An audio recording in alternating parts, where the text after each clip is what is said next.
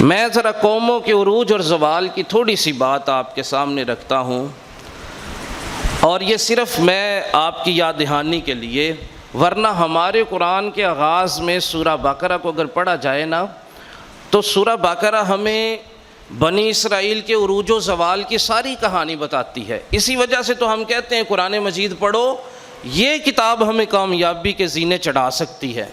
اسی وجہ سے تو اسلاف نے یہ کہا، ڈاکٹر اقبال بھی یہی کہتے رہے ہیں کہ وہ زمانے میں معزز تھے مسلمان ہو کر، اور تم خوار ہوئے تارک قرآن ہو کر۔ جب سے ہم نے قرآن کو چھوڑا ہے تو تب سے ذلت، خواری، غربت، مسکنیت ہمارے اوپر مسلط کر دی گئی ہے۔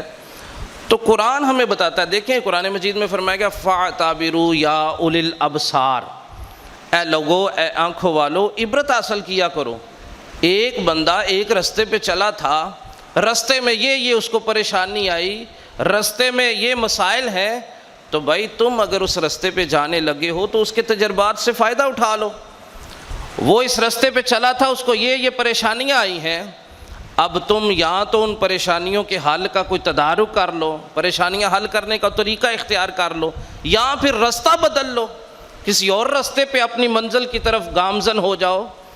بنی اسرائیل یہ قوم بڑی لاڈلی قوم تھی۔ آپ کو پتہ ہے حضرت یعقوب علیہ السلام کے 12 بیٹے تھے، حضرت یوسف علیہ السلام کو ملا کے، اور ان 12 بیٹوں سے آگے جو نسل چلی ہے اس نسل کو بنی اسرائیل کہا جاتا ہے۔ بنی اسرائیل کا ایک ترجمہ آل یعقوب بھی کیا جاتا ہے۔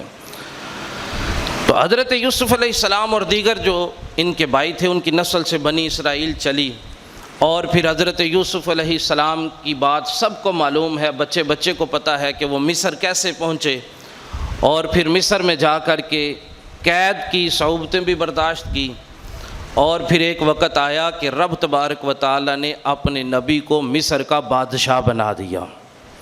وہ نبی جو کہ غلام بن کے آئے تھے مصر میں، پھر وقت وہ بھی آیا کہ مصر کے لوگوں نے ایک ایک کر کے اپنی جان کو حضرت یوسف علیہ السلام کے سامنے بیچنا شروع کیا، کیونکہ غلے کی جو تھی وہ قحط پڑ گیا تھا نا، وہاں پہ جو غلہ سمجھتے نا، یہ گندم یا اشیاء خرد و نوش، اس کا اتنا قحط تھا کہ لوگوں کے پاس کھانے کے لیے کچھ نہیں تھا، مگر حکومت کے پاس موجود تھا، اور سب لوگ اپنا تمام مال بیچ چکے تھے۔ پھر باری باری لوگوں نے اپنی ذات کو بیچا، حضور مجھے خرید لے، مجھے اپنا غلام بنا لے، اور اس کے عوض اتنا غلہ دے دیں۔ اور آپ قرآن کی تفسیر پڑھیں تو قرآن بتاتا ہے کہ سارے کا سارا مصر جو تھا وہ حضرت یوسف علیہ السلام کا غلام بن گیا۔ اللہ تبارک و تعالیٰ کو یہ گوارا نہیں تھا کہ میرے نبی کو کوئی بندہ بات کرے کہ یہ تو ایک غلام شخص تھا جو آ کر کے ہمارا بادشاہ بن گیا، اس کو تو ایک غلامی کے طور پر خریدا گیا تھا، ایک غلام خریدا گیا تھا۔ تو رب تبارک و تعالیٰ نے اپنے نبی کی عزت اور ناموس کے لیے اس نبی کے ہاتھوں پورے مصر کو بیچ کر کے اس نبی کا غلام بنایا، تاکہ میرے نبی کو کوئی بات نہ کر سکے۔ یہ ہے محبت رب کی اپنے نبیوں کے ساتھ۔ تو یہ تو تھے حضرت یوسف علیہ السلام، تو میرے اور آپ کے نبی حضرت یوسف علیہ السلام کے بھی نبی ہیں، حضرت یوسف علیہ السلام کے بھی آقا ہیں، خلق سے اولیاء، اولیاء سے رسول، اور رسولوں سے اعلیٰ ہمارا نبی۔ تو جب حضور کی عزت اور ناموس کی بات آتی ہے تو پھر رب تبارک و تعالیٰ قرآن کی آیتیں اتارتا ہے، تبت یدا ابی لہب، اے ابو لہب تو نے میرے محبوب کے بارے میں بات کی ہے، لہٰذا تیرے ہاتھ ٹوٹ جائیں۔ اور قیامت تک کے لیے بچہ بچہ اس سورت کو پڑھتا ہے اور لوگوں کو پیغام دیتا ہے کہ قرآن دیکھو نبی کی شان اور عظمت کو کیسے بیان کر رہا ہے۔ خیر میرا جو موضوع تھا وہ یہ ہے کہ حضرت یوسف علیہ السلام نے اب جو حکومت کی، آپ نے سب کو آزاد بھی کر دیا، اور پھر یہ جو قوم تھی اس کا نام تھا بنی اسرائیل۔ اس قوم نے اس علاقہ فلسطین اور دیگر جتنے بھی علاقے تھے اس پہ حکومت کی ہے۔ یہ بڑی لاڈلی قوم تھی، اس قوم پر اللہ کی بڑے انعامات تھے، یہ بڑی ہی جو ہے وہ برگزیدہ قوم تھی اس زمانے میں۔ اور پھر آہستہ آہستہ یہ اپنے اعتقادات سے جو ہے وہ اترتے چلے گئے، آہستہ آہستہ انہوں نے اپنے دین سے تعلق کو توڑا، آہستہ آہستہ اپنے نبی سے بے وفائی کو شروع کر دیا، اب وقت ایک ایسا آیا کہ ان پر فرعون کو مسلط کر دیا گیا۔ فرعون نے کیا کیا کہ ان کو اپنا غلام بنا لیا اور خود جو ہے وہ خدا ہونے کا دعویٰ کر دیا اور کہا مجھے خدا مانو، مجھے سجدہ کیا کرو، میں خدا ہوں۔ اور بنی اسرائیل کو جو ہے وہ اپنی غلامی میں رکھ لیا، ان سے غلاموں والے کام لیے جاتے۔ پھر بنی اسرائیل کے زوال کی کہانی یہ بھی قرآن بتاتا ہے کہ بنی اسرائیل پر کیسے کیسے مظالم کیے گئے۔ آپ قرآن اٹھا کے بتائیں، سورہ بقرہ کے اندر یہ بتایا جاتا ہے کہ فرعون کیا کرتا تھا، ان کی بیٹیوں کو چھوڑ دیتا تھا اور بیٹوں کو قتل کر دیا جاتا تھا۔ یہ کوئی چھوٹا عذاب ہے؟ آج لوگ دعائیں کرواتے ہیں، یا اللہ بیٹیاں ہیں تو بیٹا بھی عطا فرما، بیٹوں کے لیے منتیں مانی جاتی ہیں۔ تو فرعون کیا کرتا تھا، اتنا ظلم کرتا تھا، پہلے تو ان سے غلامی کرواتا، ان سے مزدوریاں انہی سے کروائی جاتی، انہی سے جو ہے وہ سخت کام کروائے جاتے، اور دوسرا ان پر یہ ظلم کرتا کہ ان کے بیٹوں کو ذبح کر دیتا تھا، جس کے ہاں بیٹا پیدا ہوتا اس کو ذبح کر دیا جاتا۔ کئی سالوں تک جو ہے لوگوں کے ہاں بیٹوں کو ذبح کیا جاتا رہا۔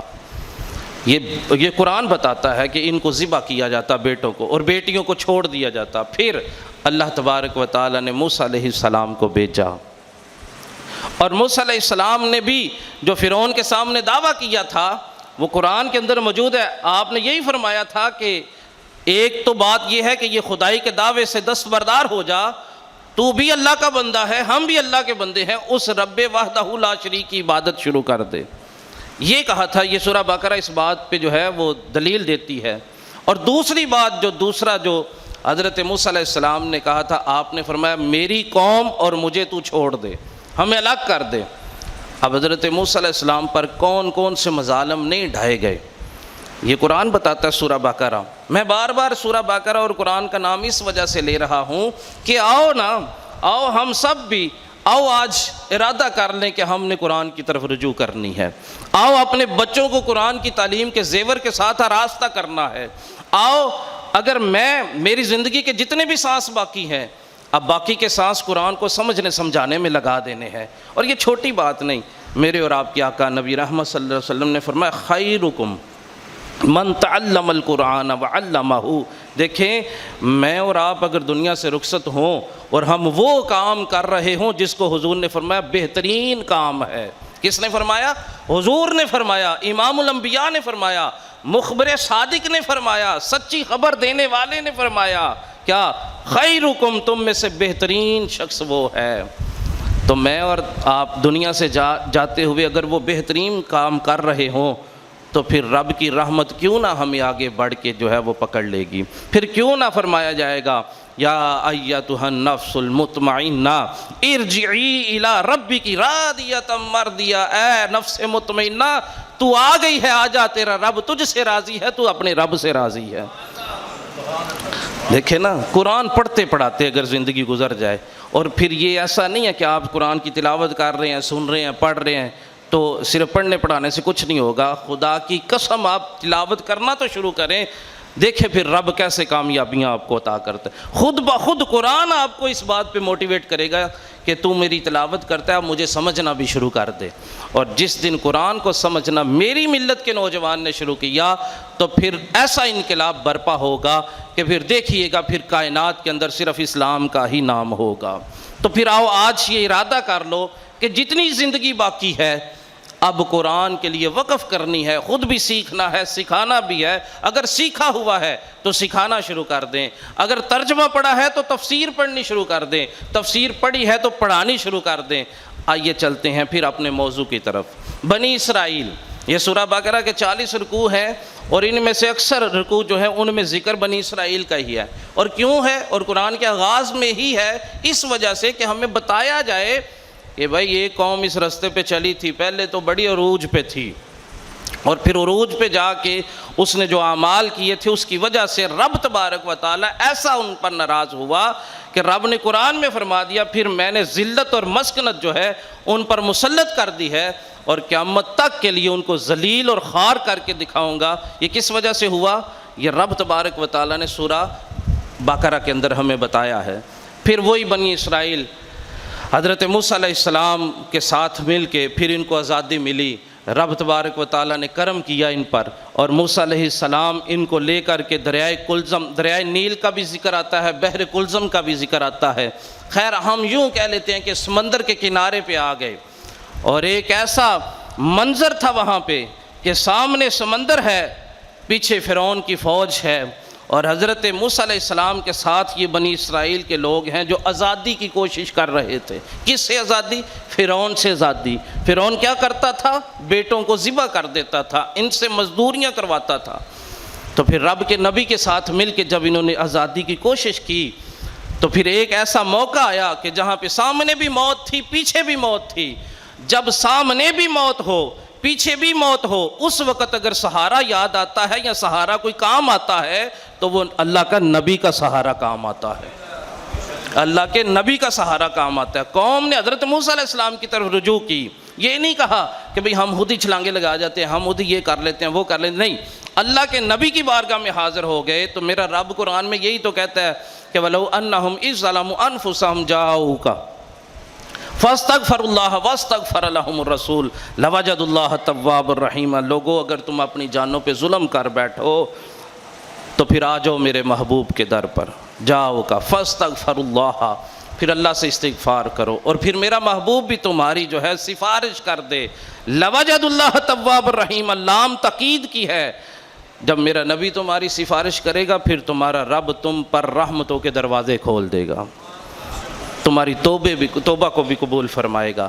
بنی اسرائیل نے اس وقت کس کی طرف رجوع کی تھی؟ حالانکہ اللہ کا تصور ان کے ہاں بھی تھا، تصور رب کا تھا ان کے ہاں، مگر ان کو پتہ تھا رب سنے گا تو موسیٰ کے ذریعے ہی ہماری سنے گا، رب سنے گا تو اپنے نمائندے کے ذریعے ہی ہماری سنے گا۔ پھر حضرت موسیٰ علیہ السلام سے کہنے لگے یہ تو پھنس گئے ہیں، یہ قرآن بتاتا ہے کہ ہم تو پھنس گئے۔ تو حضرت موسیٰ علیہ السلام نے اللہ کی بارگاہ میں عرض کیا، رب نے فرمایا موسیٰ اپنا عصا پانی میں مار، میں تیرے لیے رستہ بنا دوں گا، تیری قوم بچ جائے گی۔ 12 رستے بنائے گئے، بنی اسرائیل کے 12 قبیلے گزر گئے، 12 قبیلے پانی سے گزر گئے۔ پتہ چلا کہ میرا رب وہ رب ہے جب سارے رستے بند ہو جائیں تو اس کی طرف رجوع کریں تو رستے نکالنے میرے رب کو آتے ہیں، میرے رب کو رستے نکالنے آتے ہیں۔ تو رب کی طرف رجوع تو کر کے دیکھ، رستہ نہیں تھا، آگے سمندر تھا، پیچھے فرعون کی فوج تھی، رستہ تھا ہی نہیں۔ پھر انہوں نے دیکھا کہ اب تو پھنس گئے ہیں، پھر رب کی طرف رجوع کی، اور قوم کون سی تھی؟ بڑی سرکش قسم کی قوم تھی۔ حضرت موسیٰ علیہ السلام سے کہہ نہیں دیتے تھے کہ تم اپنے رب سے یہ کہو کہ فلاں کام کرے، تم اپنے رب سے کہو ہم تو گائے ذبح نہیں کرتے، فلاں گائے کا رنگ کون سا ہونا چاہیے، یعنی اس طرح کی قوم تھی، طرح طرح کے سوالات کرنے والی۔ اور یہ جتنی بھی میں باتیں کر رہا ہوں یہ سورہ بقرہ کے اندر موجود ہیں، اور میں یہ چاہتا ہوں کہ آؤ نا یار قرآن کے ساتھ تعلق کو جوڑ لو۔ خیر تو پھر آزادی مل گئی ان کو جو ہے وہ دریا سمندر کے دوسرے کنارے لگا دیا گیا۔ اب جب وہاں پہنچے نا تو جاتے جاتے ایک قوم دیکھی جو بتوں کی پوجا کر رہی تھی، تو یہی قوم جس کو آزادی دلوائی تھی کہنے لگی ہے موسیٰ اس طرح کے بت ہمیں بھی ایک آدھ بنا دو۔ حضرت موسیٰ علیہ السلام کو بڑا شدید غصہ آیا کہ میں رب تبارک و تعالیٰ وحدہ لا شریک کی بات کرتا ہوں اور اسی کے نام پہ ان کو یہاں لے کے آیا ہوں اور یہ باتیں کرتے ہیں۔ اور حضرت موسیٰ علیہ السلام اس قوم کو چھوڑ کے جب کوہ طور پہ وعدے کے مطابق تورات لینے جاتے ہیں تو یہ پیچھے گائے کی پوجا شروع کر دیتے ہیں، اور پھر وہاں سے ان لوگوں کا تنزلی کا، ان لوگوں کے زوال کی کہانی شروع ہوتی ہے۔ اور پھر یہ وہ قوم تھی کہ جن کو بادل سایہ کیا کرتے تھے، یہ وہ قوم تھی جن کا لباس میلا نہیں ہوتا تھا، یہ وہ قوم تھی جن کو جنت سے کھانے آیا کرتے تھے، یہ وہ قوم تھی کہ جن کے لیے اللہ تبارک و تعالیٰ نے ان کو دھوپ نہیں لگتی تھی، جہاں دھوپ آتی بادل آ جاتا سایہ کرنے کے لیے، کھانے کی تگ و دو نہیں کرنی پڑتی، من و سلوہ آ جایا کرتا تھا، پانی کے لیے چشمے جاری ہو جایا کرتے تھے۔ پھر جب اس قوم نے اپنے نبی سے بے وفائی کی، اپنے رب سے شرک شروع کیا، اپنی کتاب کو پس پشت ڈالا، تو پھر رب تبارک و تعالیٰ نے سورہ بقرہ اس بات پہ گواہی دیتی ہے، پھر رب نے زوال ان پر مسلط کیا اور ذلیل اور خوار کر دیا کائنات کے اندر، اور یہی قوم غلام در غلام بنتی گئی، اور آج کائنات میں اس قوم کا بنی اسرائیل کا کوئی ٹھکانہ نہیں ہے۔ آج اگر فلسطین پہ حملہ کر کے چند بستیاں بنا بیٹھے ہیں، مگر وہ صرف اور صرف چند ایک ممالک کی مدد سے ہے۔ اگر وہ آج بھی اپنی مدد ہٹا لیں تو ان کا دنیا میں مسکن نہیں ہے، ان کا دنیا میں ذلیل اور خوار ہو جانا یہ تاریخ گواہ ہے۔ کبھی ہٹلر ان کو مارتا ہے، کبھی دوسرے مقامات پر، اور مدینہ طیبہ کی سرزمین سے خود امام الانبیاء نے بھی ان کو نکال دیا تھا۔ اور وہ بھی ایک کہانی ہے، نبی کریم صلی اللہ علیہ وسلم نے صحابہ کو اکٹھا کیا، اور بنی اسرائیل کے یہی جو لوگ جو یہودی وہاں رہتے تھے، حضور نے فرمایا سنو میں اللہ کا نبی ہوں، اور یہ بخاری کی حدیث پاک سنا رہا، حضور نے فرمایا سنو میں اللہ کا نبی ہوں اور یہ زمین اللہ اور اس کے رسول کی ہے، سن لو اس زمین پر اگر حکم چلے گا تو اللہ اور اس کے رسول کا حکم چلے گا، اگر اللہ اور اس کے رسول کو مانتے ہو تو پھر تمہارے لیے یہ زمین جو ہے وہ تمہاری ہے، اور اگر نہیں مانتے تو تیار ہو جاؤ، میں ان قریب یہاں سے تمہیں نکال دوں گا۔ اور پھر ایک وقت آیا کہ مدینہ طیبہ سے یہودیوں کو نکال دیا گیا، اور یہودیوں کو یہ بتا دیا گیا کہ کائنات کے اندر اگر رہنا ہے، اس زمین پہ اگر سانس لینے ہے تو پھر اس زمین پہ سانس لینے کا صرف ایک ہی طریقہ ہے، جس رب کی زمین ہے اس رب کا نظام نافذ کرو، پھر اس رب کی زمین پر سانس بھی لینا۔ تو میں یہ عروج اور زوال کی بات سنا رہا تھا۔ پھر اسی طرح اگر ہم اپنی بات کریں تو ایک وقت تھا جب اسی بر صغیر پر مغل سلطنت تھی، اور کئی سو سال تک مسلمانوں نے حکمرانی کی اسی سرزمین پہ مسلمانوں کے بادشاہوں کے اس ابرو کے اشارے سے لوگوں کی تقدیروں کا فیصلہ ہو جایا کرتا تھا۔ مسلمان بادشاہ جہاں اشارہ کر دیتا اس کے اشارے پر جو ہے وہ نظام کو بدل دیا جاتا تھا، ہر طرف مسلمانوں کا چرچا تھا، مگر پھر وہی کام کیا مسلمانوں نے، اپنی کتاب سے بے وفائی شروع کر دی۔ جیسے وہاں بنی اسرائیل نے تورات کو پس پشت ڈالا تھا نا، اسی طرح انہوں نے قرآن کو چھوڑا، قرآن کو چھوڑ دیا جب، تو پھر آہستہ آہستہ ان پر جو ہے وہ اللہ تبارک و تعالیٰ نے انگریزوں کو مسلط کر دیا، ان کو زوال پذیر کیا۔ اور جب وہ انگریز آئے تو انگریز کا ظلم جو ہے اس سے کوئی شخص بھی نا آشنا نہیں ہے، ہر بندہ جانتا ہے کہ اس بر صغیر میں انگریزوں نے کون کون سا ظلم ہے جو مسلمانوں پہ نہیں ڈھایا، اس کی تھوڑی سی تصویر میں آپ کے سامنے رکھتا ہوں۔ 1857 میں سارے مسلمانوں نے مل کر کے یہ فیصلہ کیا کہ آؤ تحریک آزادی چلاتے ہیں۔ یہ 18ویں صدی کی بات، 19ویں صدی کی بات۔ 1857 میں مسلمانوں نے مل کے یہ تحریک کا آغاز کیا، جس تحریک کے سرخیل، جس تحریک کے لیڈر، جس تحریک کے قائد ہمارے مولانا حضرت علامہ مولانا فضل حق خیر آبادی رحمۃ اللہ تعالی علیہ تھے۔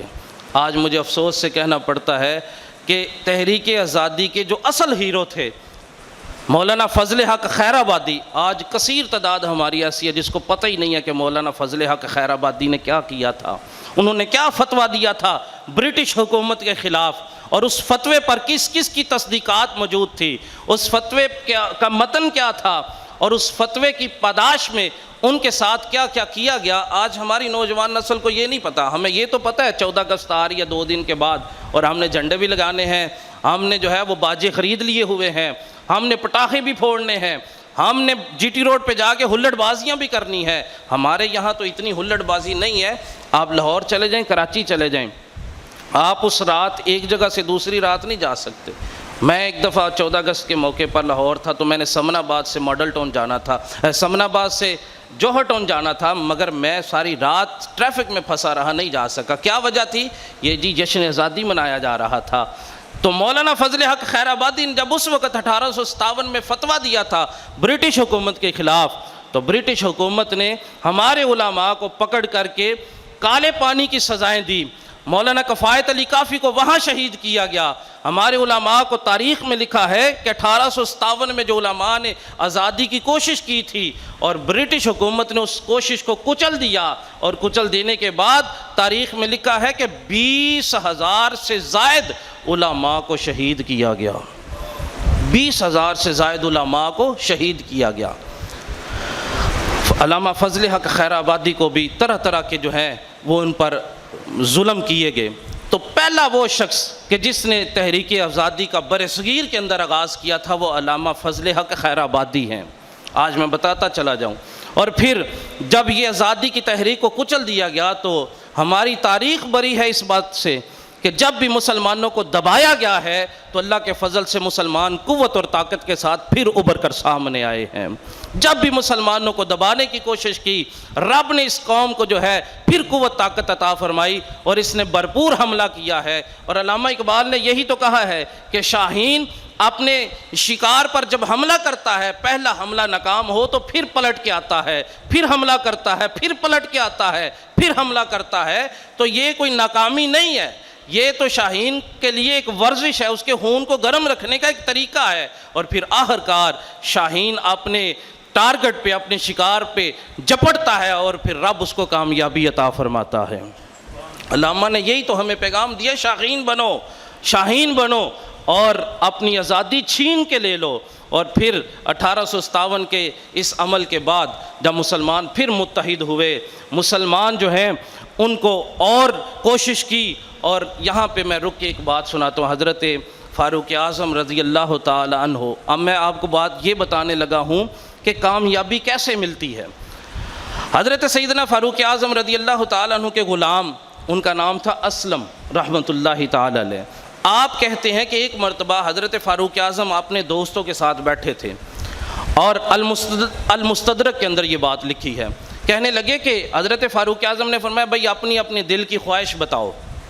ایک شخص سے پوچھا کہ تمہارے دل کی خواہش کیا ہے؟ کہنے لگا کہ میرا جی چاہتا ہے یہ سارا گھر جس گھر میں ہم بیٹھے ہیں یہ سونے اور جواہرات کے ساتھ بھر جائے اور یہ جواہرات میں اللہ کے راستے میں خرچ کر دوں، میرے دل کی یہ خواہش ہے۔ دوسرے سے پوچھا آپ کی کیا خواہش ہے؟ وہ کہنے لگے میں چاہتا ہوں کہ ہیرے اور جواہرات یعنی یہ جو قیمتی پتھر ہیں یہ گھر ان پتھروں سے بھر جائے اور میں وہ پتھر بھی سارے کے سارے اللہ کے راستے میں خرچ کر دوں۔ یہ دیکھیں کتنی پاکیزہ سوچ تھی۔ آج ہم سے بھی کوئی بندہ پوچھ لے نا جناب آپ کے دل کی خواہش کیا ہے، تو پہلی خواہش یہ ہوتی ہے یار امریکہ کا ویزا لگ جائے، کینیڈا کا ویزا لگ جائے اور بس میں کسی طریقے سے یہ ملک چھوڑ کے بھاگ جاؤں۔ ملک چھوڑ کے بھاگ جانا یہ کب قوموں کا طریقہ کار ہے؟ یہ کہاں سے سیکھ لیا ہم نے؟ ہر دوسرا شخص اس تگ و دو میں ہے کہ کسی طریقے سے یہ ملک چھوڑ کے بھاگ جاؤں، کسی طریقے سے میرے بچے جو ہیں وہ کسی فارن کنٹری میں سیٹل ہو جائیں۔ بھائی سارے چھوڑ کے چلے جائیں گے تو اس کی تقدیر کون بدلے گا؟ کون یہاں پہ اسلامی انقلاب برپا کرے گا؟ کون اس ملک؟ یہ بزرگ جن کی قبر باہر ہے، 7 بھائی ہوشیارپور سے چلے تھے، 7 بھائی انڈیا ہوشیارپور سے چلے تھے اور ہوشیارپور کے چوک کے اندر جو ظلم کی داستان رقم کی گئی وہ اگر اٹھا کے دیکھے تحریک پاکستان میں سب سے زیادہ ظلم مسلمانوں پر ہوشیارپور میں کیا گیا تھا۔ اور یہ بزرگ 7 بھائی چلے تھے ہوشیارپور سے اور جب پاکستان پہنچے تھے تو ان بزرگوں نے اپنی آنکھوں کے سامنے اپنے 6 بھائیوں کو ذبح ہوتے اپنی آنکھوں سے دیکھا تھا۔ اور پھر ان بزرگوں نے پاکستان میں آ کے جو پہلا کام کیا تھا وہ اسی مسجد کی بنیاد رکھی تھی۔ کیوں؟ کہ ان کو پتا تھا کہ پاکستان ہم نے لیا ہے تو لا الہ الا اللہ کی بنیاد پہ لیا ہے۔ اور راستے میں چلتے لوگوں سے پوچھا کرتے تھے بندے کلمہ سنا، تجھے کلمہ بھی آتا ہے کہ نہیں؟ کیوں کہ یہ دھرتی لی ہی اسی کلمے کی بنیاد پہ ہے۔ یہ بزرگ بیٹھے ہیں، پوچھ لے، یہی طریقہ کار تھا ان بزرگوں کا۔ اور جس شخص نے 6 بھائی اپنے سامنے ذبح ہوتے دیکھے ہوں اس کو تو پتہ ہوگا یہ پاکستان لینا کتنا مشکل کام تھا۔ فاروق اعظم رضی اللہ تعالیٰ عنہ نے جب 2 لوگوں سے یہ رائے لی پھر وہ دونوں کہنے لگے حضور آپ بھی تو بتائیں نا، آپ کی رائے کیا ہے، آپ کی کوئی دل کی خواہش ہو۔ تو حضرت فاروق اعظم نے جو دل کی خواہش کی تھی وہ میرے اور آپ کے لیے بڑی مشعل راہ ہے۔ آپ فرمانے لگے میں چاہتا ہوں کہ مجھے ابو عبیدہ ابن جراح جیسا بندہ مل جائے، مجھے جو ہے وہ معاذ ابن جبل جیسا بندہ مل جائے، مجھے جو ہے وہ حضرت عامر رضی اللہ تعالیٰ عنہ، سعید ابن عامر رضی اللہ تعالیٰ عنہ جیسے بندے مل جائیں اور میں ان بندوں کو اسلام کی قوت اور طاقت کے لیے دور دراز بھیجوں۔ ابو عبیدہ ابن جراح جو ہے وہ اسلام کو نافذ کرنے کے لیے اسلام جہاد کرے، اب معاذ ابن جبل جو ہے وہ اسلامی تعلیمات کو عام کرے، سعید ابن عامر جو ہے وہ اسلام کے نظام کو نافذ کرے، مجھے اس طرح کے بندے چاہیے۔ تو حضرت فاروق اعظم کی یہ بات سننے کے بعد مجھے اور آپ کو یہ احساس ہو گیا ہوگا کہ اگر آپ چاہتے ہیں کہ انقلاب برپا ہو جائے، آپ چاہتے ہیں کہ سوچ کو جو ہے جو آپ کی سوچ ہے اس کو عملی جامہ پہنایا جائے تو میرے بھائی اس کے لیے بہترین لیڈر کی ضرورت ہوتی ہے۔ وسائل ہمیشہ کم ہوتے ہیں، لیڈر اگر مل جائے تو وسائل کی کمی آڑے نہیں آتی، لیڈر کے ہوتے ہوئے جو ہے وہ وسائل پیچھے رہ جاتے ہیں اور انقلاب برپا ہو جاتا ہے۔ آپ دیکھیں بدر کی سرزمین کا نقشہ دیکھیں کہ وہاں وسائل نہیں تھے مسلمانوں کے پاس، تلواریں بھی نہیں تھی مسلمانوں کے پاس، جنگ کے لیے گھوڑے بھی نہیں تھے، مگر لیڈر موجود تھا۔ پھر مسلمانوں نے جو ہے وہ وہاں پہ کفار کے بڑے بڑے جو سورما تھے ان کو قتل کر کے مسلمانوں نے یہ پیغام دیا کہ ہاں سنو، انقلاب ہمیشہ وسائل سے نہیں، انقلاب آتا ہے تو قائد کے ذریعے آتا ہے۔ اسی طرح پاکستان کی جو تگ و دو کی گئی ہے، یہ مسائل بڑے تھے۔ برٹش حکومت تھی، سپر پاور تھی، برٹش حکومت کی اتنی پوری دنیا کے اوپر حکومت رہی، اور کہتے ہیں کہ برطانیہ نے پوری دنیا پر حکومت کی ہے، اس کی حکمرانی پر سورج غروب نہیں ہوتا تھا۔ اس حکومت سے اگر کوئی ٹکرایا ہے تو پھر وہ مسلمانوں کے لیڈر ٹکرائے ہیں، جن کے پیچھے علماء کی تائید بھی موجود تھی۔ پیر جماعت علی شاہ صاحب کا باقاعدہ طور پہ ان کے پیچھے جو تھا وہ تائید موجود تھی۔ اس وجہ سے مسلمانوں نے اگر اس دھرتی کو حاصل کیا ہے تو ایک قائد کے ذریعے حاصل کیا ہے۔ آج ہمارے پاس وسائل بھی ہیں، آج ہمارے پاس ایک آزاد ملک بھی ہے، آج ہمارے پاس ایک مضبوط آرمی بھی ہے، آج ہمارے پاس ہمارے تھر پارکر کے علاقے کا کوئلہ جو ہے وہ عرب کے تیل کی جو ہے وہ مقابلہ کرتا ہے۔ آج معدنیات کی بھی کمی نہیں ہے۔ کمی کس چیز کی ہے؟